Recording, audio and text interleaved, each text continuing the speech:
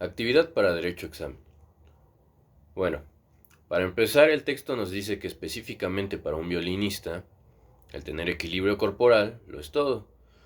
Por lo tanto, mente, cuerpo e instrumento deben estar en perfecto balance. Por otro lado, el texto aborda el tema de la dificultad legendaria del violín y cómo ésta no se basa en tomarlo, sujetarlo o ejecutarlo de maneras que resulten antinaturales para nuestro cuerpo, sino más bien la dificultad consiste en mantener la energía de nuestro cuerpo a través del violín por encima de nuestro mismo cuerpo. Lo que vendría siendo mantenerlo así, ¿no? No como otros músicos, en el caso de los pianistas o los chelistas que tienen su instrumento a otras alturas, ¿no? Por ejemplo, el piano pues está enfrente o el cello pues está a la altura del busto, ¿no? Por así decirlo. Eh, También la autora considera que el violín y el arco se vuelven reveladores sonoros del cuerpo, y no solamente instrumentos que crean la música de la nada, por lo que el violinista pues debe tener y entrar en comunión con su instrumento, volviéndolo pues parte de su cuerpo, una extensión de su cuerpo, sentirlo como una extensión de uno mismo, así como el arco, ¿no? También una extensión de nuestro brazo. El texto también considera que violín y arco pues constituyen un todo instrumental. No se piensa una cosa sin la otra. Que aunque tienen funciones diferentes, pues reposan principalmente sobre una lógica de equilibrio corporal similar.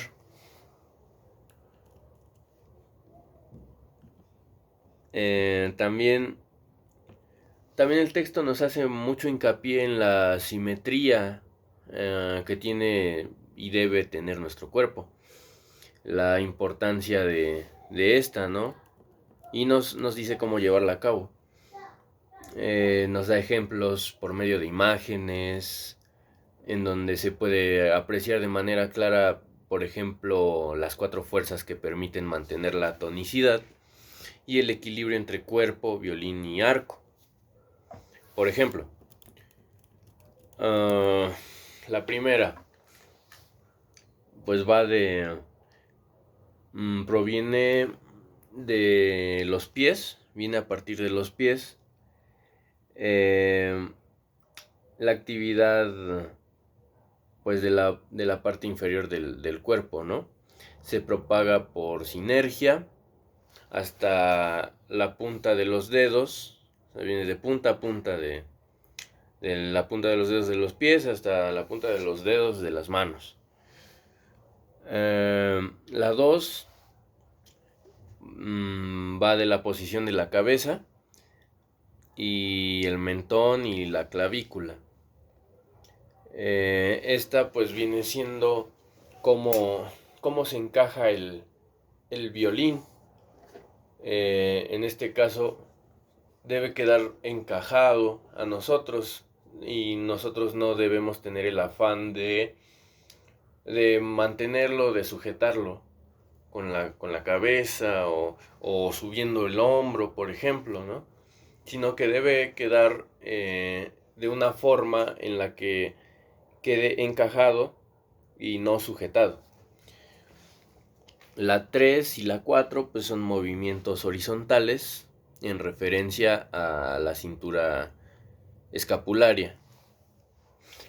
De hecho, algo que me gustaría resaltar al respecto es que pues gran parte de la fuerza sinérgica que se genera en todo el cuerpo hasta los brazos, ¿no? Y el violín, pues viene a partir de esta zona de la espalda baja, como los riñones. De hecho, se nos dice también que el choque de todas estas fuerzas que acabo de mencionar da como resultado pues una buena postura, en lo que tanto el violín como el arco pues, se mantienen encajados al cuerpo sin necesidad de ser sujetados, lo que ya mencioné. ¿A qué nos lleva todo esto? Pues todo esto nos lleva a evitar lesiones, malos hábitos a la hora de tocar. Si se nota fatiga, rigidez o crispación, pues es un aviso claro de que no tenemos una buena postura, que no lo estamos haciendo bien. En respecto a esto, pues se nos dan varios ejemplos de lo que en términos generales viene siendo una buena técnica y postura. ¿Por qué digo términos generales? Pues porque el texto también se nos explica que el violinista debe en parte de acoplar la técnica a su misma fisiología, ya que cada individuo suele tener características fisiológicas diferentes. Entonces, pues no somos iguales, no todas las explicaciones se nos dan igual a todos, ¿no? Sin embargo, pues los principios básicos se toman, los principios son los mismos, aunque con pequeñas modificaciones. Otro punto importante que mencionar y reiterar pues es la similitud, la simetría que hay entre nuestros dos lados del cuerpo. Hablando específicamente de las manos, ambas manos deben de tener posición natural, que vendría siendo esta, la posición natural, que tanto la izquierda como la derecha se muevan libremente pues, en el arco y el diapasón. O sea que no debemos apretar, no debemos hacer tensión, sino mantener la posición natural, tal cual como si tuviéramos sueltas nuestras manos. Así que de esta manera, sin apretar, nos podemos deslizar fácilmente. Deslizar y tocar. Sin atenazar, claro.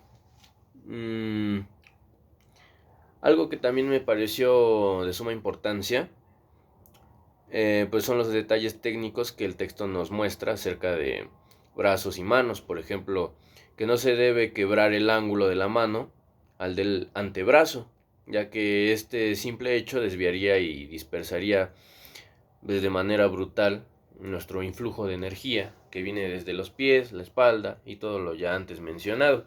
¿A qué me refiero con quebrar, no?